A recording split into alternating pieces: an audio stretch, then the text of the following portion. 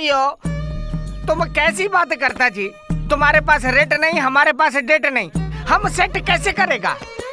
अरे मुत्तू जी कुछ भी कीजिए, बहुत अच्छी स्क्रिप्ट लिखी है मैंने। इस फिल्म का सुपरहिट होना तय है, इसीलिए प्रोड्यूसर और डायरेक्टर साथ लाया हूँ। अरे आपके पास कोई तो डेट खाली होगा? नहीं, एकदम नहीं, बिल्कुल नहीं। डायरी देख लो, पूरा साल खाली नहीं। जनवरी में जौनपुर, फरवरी में फाफामऊ, मार्च में अयोध्या जय श्री राम, और अप्रैल में हाँ जबलपुर, मई में मऊ। मऊ नहीं, मऊ जिला है। सच्ची बोला, मऊ जिला। पूरा साल सर के पास डेट है कि नहीं? स्वामी जी जब से आप आए हैं तब से कल्लू जी को एकदम आपने बिजी कर दिया है। बिल्कुल, हम साउथ से एक मिशन लेकर आया, कल्लू जी को बताया कि साउथ में अल्लू, बॉलीवुड में सल्लू और नॉर्थ में कल्लू मांगता। साहब हमारी बात सुना, हमको समझा, अपना एक्टिंग का मुंह खोला। आज देखो टाइम नहीं, डेट नहीं, फिल्म हिट पर हिट, और मेरा साहब एकदम सुपर हिट। ए मुत्र स्वामी। अयो राम, मुर्गन स्वामी। तुमको कितनी बार बोला हमारा नाम क्विक गन मुर्गन मुत्तु स्वामी है? तुम हमको बार बार मुत्रु मुत्रु बोलता, कान में चुभता जी। हम साहब को तुम्हारी शिकायत करेगा। हे भगवान, मैं समझ गया, आपका नाम मुत्र। अयो राम, मुत्तु स्वामी। आपको साहब बुला रहे हैं, जल्दी चलिए, नहीं तो आपकी क्लास लग जाएगी और मेरी भी। अयो रामा, हम जाता साहब से मिलकर आता, अब चाय पानी पियो, साहब हमारा क्लास लगा देगा। चलिए रामा। मुत्तु स्वामी।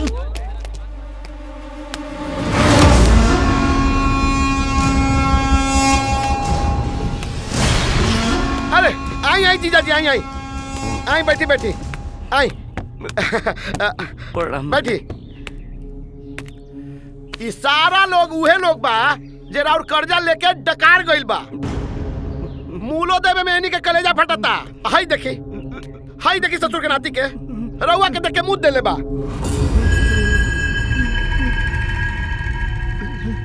इहे बा जेकरा के मुर्गी फार्म खरीदे खातिर हमनी के पैसा देले रही, अब मांगता नहीं तो कहता सब मुर्गी के शिखंडी रोग हो गइल बा। अब एकरा के का करी बताई रउआ?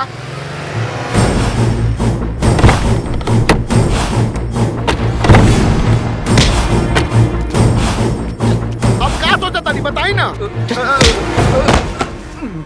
मालिक। नीली बाबूजी बड़ा मुश्किल से पकड़ में आयल बटी, पिछले 6 महीने से चकमा देख फरार रहल है। ना मालिक, हम कहीं ना गइल रहली, हम अपन बेटी के इलाज करावत रहली मालिक। आपसे कर्जा ले ली, अपन खेत बेच देली मालिक। ससुरा नौटंकी। तब वो हमार बेटी ठीक ना भइल मालिक। बाबूजी झूठ बोलता, झूठ। ए बाला। हाँ झूठ बोला था। चुप रह, रो मत। आओ बैठो बैठो, ऐसे बैठो। बाबूजी ना रोले या डरवले का कोनो जरूरत नहीं है। जब होई तब दे दिया, ना होई मत दिया। पहले बेटी के इलाज करावा। मालिक। हाँ, बेटी के दर्द का होला ये हम अच्छी तरह जानता नहीं, और जरूरत पड़ी तो लेके जाइए। हाँ? हाँ?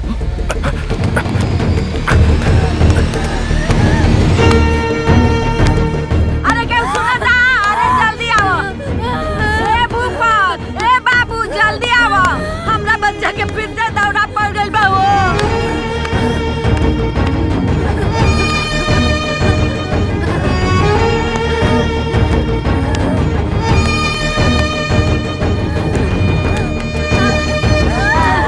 अरे भूपत कहाँ से गावत हो?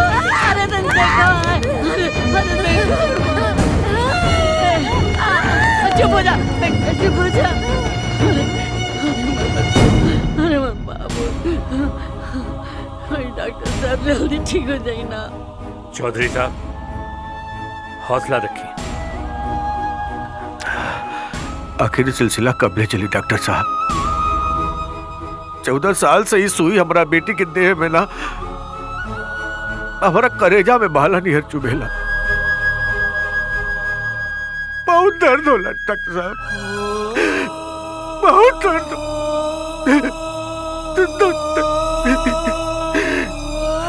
ये दर्द तो रोवे देह रे बानी तो सही के।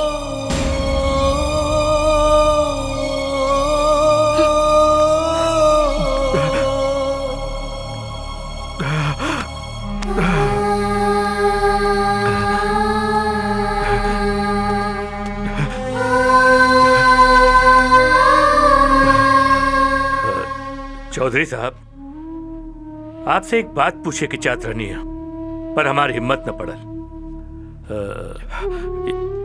ये चौधराइन आपकी हमेशा कौन बात का ताना देत रहनी?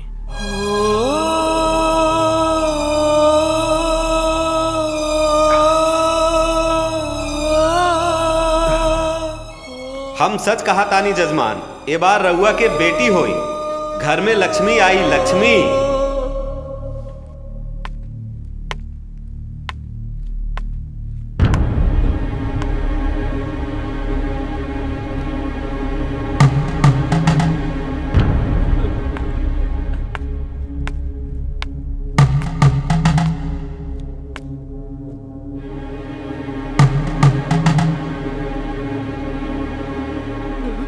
भूपत, तू कितना बड़का पाप करता रहा। अरे पंडित जी के हमने पाँव छुए नी, तू उनका के बांध देले बड़ा।